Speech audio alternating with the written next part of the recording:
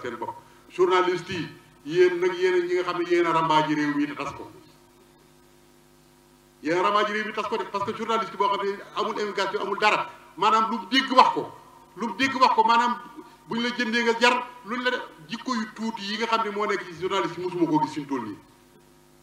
lu xew ñoom te nit ñi duñ wax ni journaliste yee ko wax koo xam ne kii nag loo wax ñu def dëgg la da ngaa war a xoolaat sa bopp bu baax xam ne nii ngeen doxee du doxee bu baax kat dara jarul li ci toppaat nag mooy ndax nag ñii ma wax lépp ak man mii ndax nag ñun ñi ci des nii ñoo gën ñooñu ma wax ne gënuñ leen de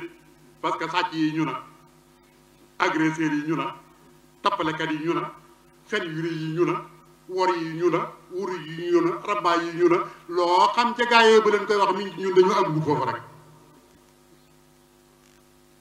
nañ seetaat suñu bopp ji koy yàqu nañ dëppalaat réew mi nu ñuy dëppalaati réew mi nag dëppalaat réew mi mooy delluwaat ci yàlla mu tedd mi ñu andi woon te digal lu te di ju tere leen dong ci mën a delloo mooy kilifa yi delluwaat nag yaraat donga yi delluwaat ci dool yi taali jàngu yi ñoom ñu nangoo joxe seen doom yi ñu nangu leen a yar sa tarbi leen siyaatu mustaqim bañ màgg ci ba bu ëllëgee duñ mën a jàpp dellu ci yàlla dong ñu may dimbal suñ ci koy yàqu yii nit ñi seen ci koy yàqu na commerçant boo xam ne bii bu dara seeree boo yëgee ne seer na ba waaj seer nga denc ko ba mu seer nga jaay ko say dëkkandoo rey leen ci ba noppi naan ak gouvernement naa nga yaay gën a bon gouvernement bi